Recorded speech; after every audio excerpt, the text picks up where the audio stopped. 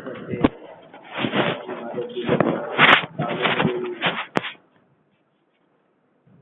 اصل میں انسان کی وارث کی وجہ قرآن میں غور کرنا کرنا ہے. جیسے کہ حدیث ہمیں بتاتی ہے انی تاریخ فیکم ثقلین کتاب اللہ و اطاعت رسولہ. میں تمہارے درمیان دو ذرا قدر چیزیں چھوڑے جا رہا ہوں, دو بدلی چیزیں چھوڑے جا رہا ہوں, ایک قرآن اور دوسری اہل بیت. اگر ان دونوں سے منسلک رہو تو فلاح پا جاؤ. نماز پڑھتے ہوئے الحمدللہ کافی وقت گزر چکا ہے, یعنی زندگی کا ایک حصہ. کسی کو 35 سال ہوتے ہیں تو کسی کو 5 سال ہوتے ہیں, کسی کو 2 سال ہوتے ہیں. اصل میں نماز باجماعت ادا کرنے کی کچھ شرائط ہیں جو کہ احکام میں واضح طور پہ ذکر کی ہے. نماز کو باجماعت ادا کرنا. نماز باجماعت کے متعلق مخصوص باتیں ہیں کہ جو کوئی شخص پانچوں نمازیں جماعت کے ساتھ ادا کرتا ہے, اگر کوئی بات کہتا ہے تو دوسروں کو واجب ہے اس کی بات سچ ماننا, مطلب وہ جھوٹ نہیں کہہ رہا, دوسروں کو واجب ہے اس کی بات کو سچ ماننا. کیوں؟ کیونکہ یہ 5 وقت نماز باجماعت ادا کرتا ہے, اور اس سے بڑھ کے فضیلت کیا ہو سکتی ہے. بہت ساری اس کی متعلق روایات ہیں. نماز باجماعت کا ثواب بتایا گیا ہے نماز, اور اس کے متعلق ایک جگہ پہ فرمایا گیا ہے کہ جب نماز باجماعت کے لیے صفیں بنتی ہیں, یعنی جو جس طرح سے ہم بیٹھے میں نماز باجماعت پہلے صف بنتی ہے, خداوند کی ارشاد میں نے ملائکہ اس صف بنانے کا ثواب میرے علاوہ آپ ہی نہیں کیا. ایک جگہ پہ یہ بھی ارشاد ہے, یعنی ایک جگہ پہ مضمون کو بولتے ہیں کہ اگر کوئی شخص پانچوں وقت نماز باجماعت ادا کرتا ہے, جماعت کے ساتھ کوئی شخص نماز ادا کرتا ہے, تو اگر کوئی بات کہتا ہے تو آپ واجب ہے اس کی بات کو تسلیم کرو. ایک جگہ پہ یہ ہے. ایک جگہ پہ خدا اپنے فرشتوں سے کہہ رہے ہیں ملائکہ نماز باجماعت کا ثواب تو دینا بات کی بات ہے, نماز باجماعت کو دینے جو سب کرتی ہے, جو ترتیب کے ساتھ نماز کے لیے اکٹھے ہوتے ہیں لوگ, ان کا ثواب میرے علاوہ چنی نہیں جاتا. جو یہ پھر ہم نماز باجماعت کے ساتھ نماز ادا کرے اور ہمیں پتہ ہی نہیں چلتا ہماری نماز کب جماعت سے علیحدہ ہو جاتی ہے, پتہ ہی نہیں چلتا. جس طرح سے ہم بیٹھے میں ہمارے منہ سے کوئی ایسی بات نکل جاتی ہے, ہمیں پتہ ہی نہیں چلتا ہے کہ یہ بات جو ہماری نماز سے ادا ہوئی ہے یہ ہم بھی مشرک تو نہیں کر رہے, کافر تو نہیں کر رہے. نعوذ باللہ من ذالک. بیٹھے ہم کہتے ہیں کہ خدا ہے نہیں, کہاں پہ خدا؟ اگر خدا ہوتا تو وہ ہمارا یہ کام کرتا. ہمارا اتنا تو جملہ کہنا ہمیں چاہے خدا سے خارج کر دے, کبھی وہ نہیں کیا.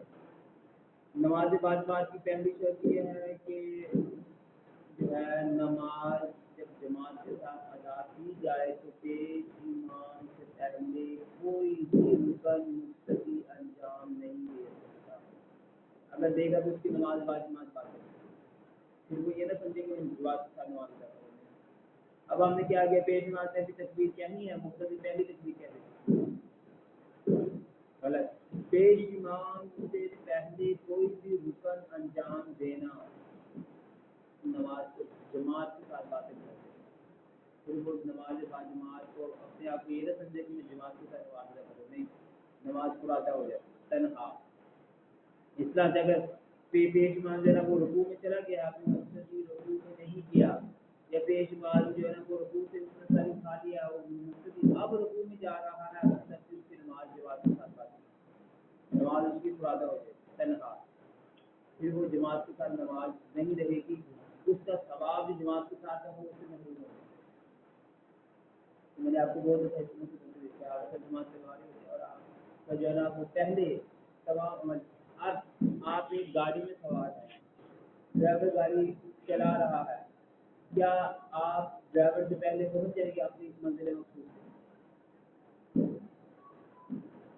جب وہاں سے آپ سفر کر کے بیٹھ جاتے ہیں تو بھی ڈرائیور جو ہے وہ گاڑی کو لے کے جا رہا ہے, تو ہم نے بھی ساتھ ہی جانے ہیں, تو اس سے آگے جب آپ نکل نہیں سکتے تو یہی حساب اس کا ہے کہ پیش امام جو یہ ایک سب بنی ہوئی ہے گاڑی کی طرح, یہ اب اس کو ڈرائیو کر رہا ہے, تو آپ اس سے آگے نکلنے کی کوشش کریں گے, آپ کا جو عمل ہے وہ ضائع. جماعت کے ساتھ عمل آتے رہے۔ دوسرے نمبر پہ جو اہم بات ہے نماز با جماعت کی، قرآن کو پڑھنا مستحب ہے، قرآن کو سننا واجب ہے۔ اب آگے پیش امام جو ہے وہ قرأت کر رہا ہے سورہ الحمد کی، پیچھے مبتدی بسم اللہ الرحمن الرحیم الحمدللہ غلط، قرآن سننا واجب ہے، چاہے نماز کی حالت میں ہو چاہے نماز کے علیحدہ جو بھی مسئلہ ہو، قرآن جہاں بھی پڑھا جا رہا ہے سننا واجب ہے۔ اس وجہ سے تو خدا فرماتا ہے کہ بھائی جب قرآن پڑھا جائے تو غور کر کے قرآن کی طرف جو ہے سنا کرو قرآن کو، تاکہ تمہارے اوپر رحم کیا جائے۔ اگر وہ قرآن پڑھ رہا ہے آپ بھی اپنا قرآن کو شروع کر دیں تو اس کے ساتھ یہ غلط بات ہے۔ نماز کی پہلی اور دوسری رکعت میں مقتدی سورہ الحمد یا دوسری سورہ نہیں پڑھ سکتا، پڑھے گا تو اس کی نماز نہیں ہے، یہ ایک شرط ہے۔ دوسرے نمبر پہ آپ پیش امام خاموش ہو جاتا ہے پہلی یہ ظہر اور عصر کی نماز میں، پہلی اور دوسری رکعت میں پیش امام بسم اللہ پڑھ کے خاموش ہو جاتا ہے۔ اب مقتدی کے لیے کیا حکم ہے؟ کیا وہ سورہ الحمد پڑھے گا؟ نہیں، پھر بھی وہ سورہ الحمد نہیں پڑھے گا۔ جیسے بعض کی آواز ہے نا وہ بہت بلند ہوتی ہے، جیسے واضح طور پہ کلیئر بسم اللہ الرحمن الرحیم الحمد للہ رب العالمین، یعنی اتنے آیتیں پڑھ رہے ہوتے ہیں کہ آواز پورے حال میں گونج رہی ہوتی ہے۔ پہلی اور دوسری رکعت کی بات کروں ظہر اور عصر کی، اس ظہر اور عصر کی پہلی اور دوسری رکعت میں بھی مقتدی سورہ الحمد اور دوسری سورت نہیں پڑھے گا۔ پھر اس میں کیا پڑھے گا؟ کیا خاموش رہے گا؟ اگر وہ زیادہ خاموش رہے گا اس کی نماز باطل، تو پھر اسے کیا کرنا چاہیے؟ نہ تو وہ خاموش رہ سکتا ہے، نہ وہ سورہ الحمد اور دوسری سورت پڑھ سکتا ہے، نہیں پڑھ سکتا، نہ وہ خاموش رہ سکتا ہے نہ وہ سورتیں پڑھ سکتا ہے، پھر کیا کرے؟ سبحان اللہ کا ذکر پڑھتا جائے، سبحان اللہ سبحان اللہ، ایک جملہ بار بار اس کو خاموش رہے گا زیادہ دیر نماز باطل۔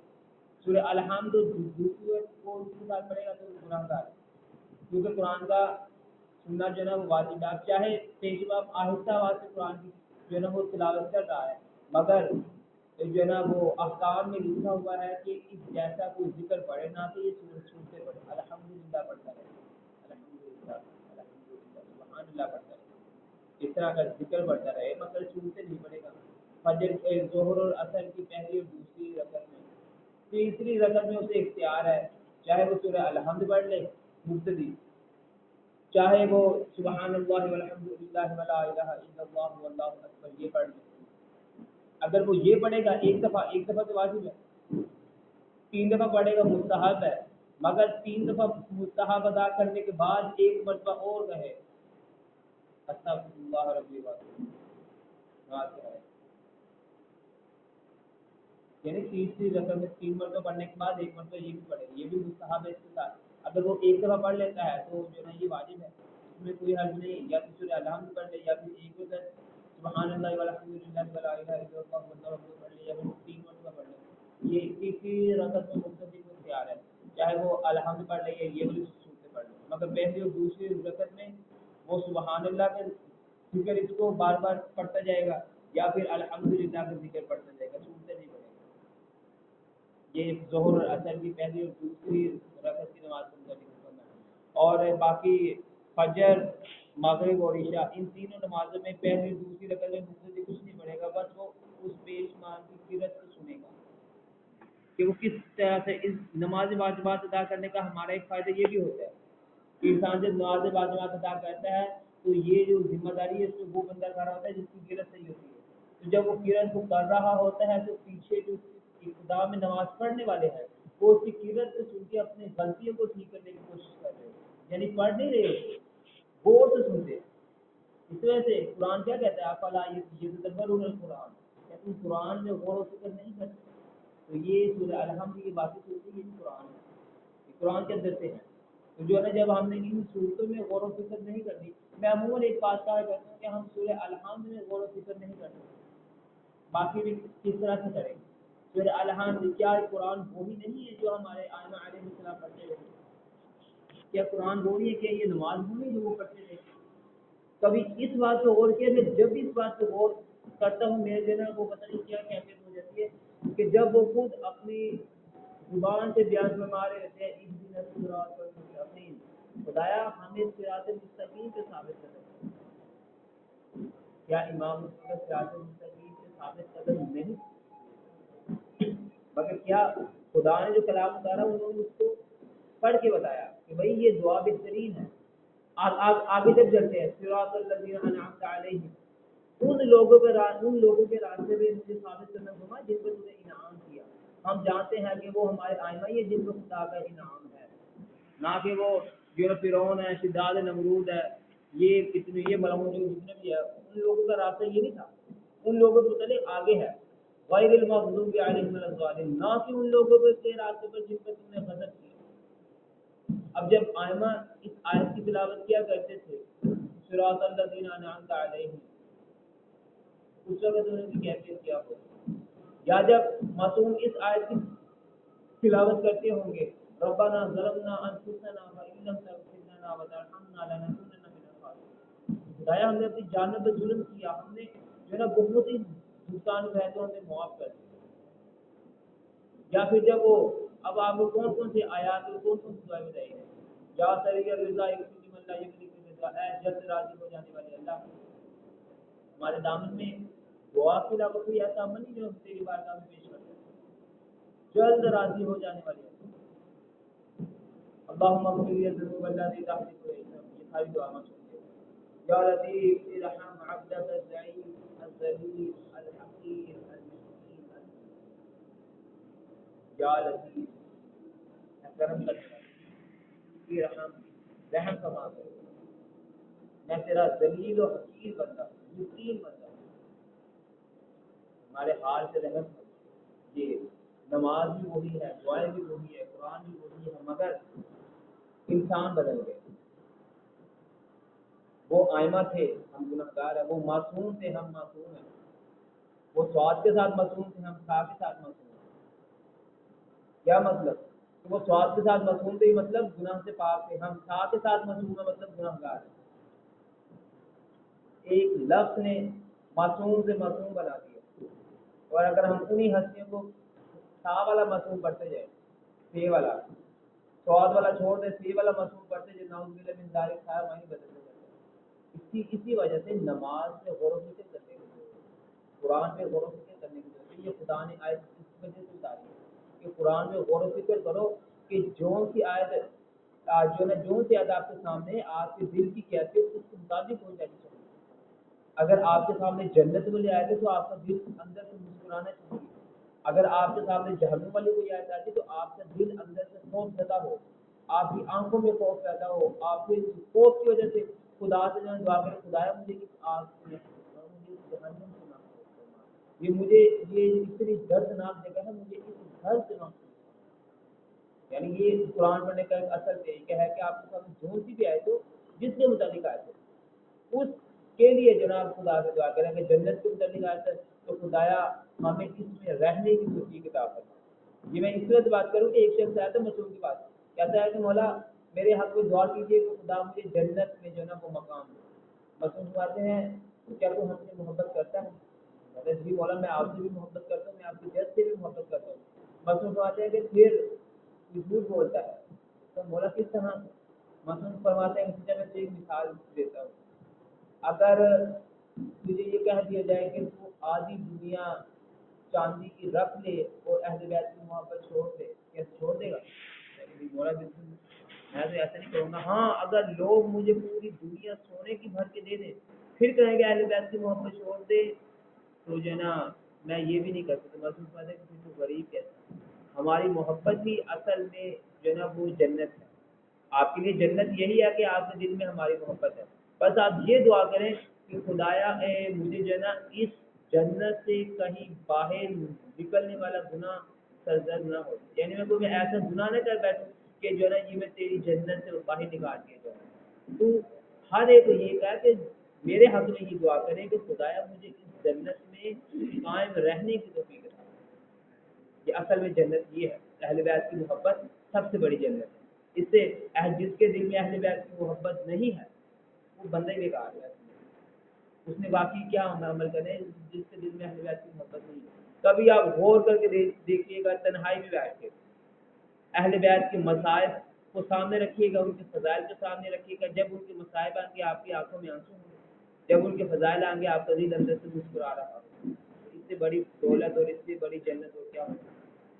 خداوند کریم کی بارگاہ میں دعا کروں خالق مہربان ہم تمام کے یہ اعمال کو اپنی بارگاہ میں قبول فرما، ہم تمام کے ان جھوٹے جملات کو شرف قبولیت عطا فرما، ہمیں اپنے اعمال کو درست کرنے کی توفیق عطا فرما۔ خداوند کریم کی دعا کروں کہ خالق مہربان ہم تمام کی توفیقات خیر میں اضافہ فرما، ہم تمام کا خاتمہ بالخیر فرما۔ خالق مہربان ہم تمام کو جہنم کے عذاب سے محفوظ فرما، قبر کے عذاب سے محفوظ فرما، برزخ کی سختیوں سے محفوظ فرما، حشر کی منازل کو آسان فرما، صراط کی منازل کو آسان فرما۔ خدایا ہمارے اساتذہ اور ہمارے والدین کا سایہ تاج و امام زمانہ ہمارے سروں سے قائم و دائم فرما، ہم تمام کے گھروں میں اپنی رحمت و برکات کا نظر فرما۔ الہی کہ محمد وآل محمد ہم تمام کی نیک شرعی حاجات کو پورا فرما۔ الہی کہ محمد وآل محمد ہمیں نماز باجماعت صحیح معنی میں ادا کرنے کی توفیق عطا فرما، ہمیں صحیح معنی میں مسلمان بننے کی توفیق عطا فرما، ہمیں حقیقی معنی میں شیعہ علی بننے کی توفیق عطا فرما، ہمیں اہل بیت علیہ السلام کے راستے پہ ثابت قدم فرما، ہم سب کی توفیقات خیر میں اضافہ فرما، ہماری زبان میں تاثیر عطا فرما، ہماری آنکھوں میں شرم و حیا کو پیدا فرما، ہمارے دل کو ایمان کی دولت سے مالا مال فرما۔ الہی کہ محمد وآل محمد جو مومنین بیمار ہیں بیمار کربلا کا واسطہ نے شفا کامل و عاجل عطا فرما، جو مومنین پریشان حال ہیں الہی تجھے جناب ثانی زہرا سلام اللہ علیہا کی مصائب کا واسطہ ان پہ آنے والی پریشانی کا واسطہ جملہ مومنین مومنات کی پریشانی کو دور فرما، جو مومنین تنگ دستار ہیں ان کی تنگ دستی کو دور فرما، جو مومنین مقروض ہیں ان کی غرض اپنے خزانہ خیر سے ادا فرما۔ الہی کہ محمد وآل محمد جو مومنین بے جرم قید ہیں حضرات موسیٰ علیہ السلام کی 14 سالہ قید کا واسطہ انہیں جلد سے جلد رہائی عطا فرما۔ الہی کہ محمد وآل محمد تجھے امام حسین علیہ السلام کے آخری سجدے کا واسطہ ہم تمام کو دنیا و آخرت کے تمام امتحانات میں کامیاب و کامرانی سے ہمکنار فرما۔ الہی کہ محمد وآل محمد ہمیں مولا علی علیہ السلام کے علم سے وافر حصہ عطا فرما، ہم سب کو نیک اور صالح بننے کی توفیق عطا فرما، ہمارے بعد میں ہادی کا ظہور جلد فرما، ہمیں ان کے عوان و انصار میں محشور فرما، ہمیں اپنے امام کی زیارت کے قابل بنا۔ اللہم صلی علی محمد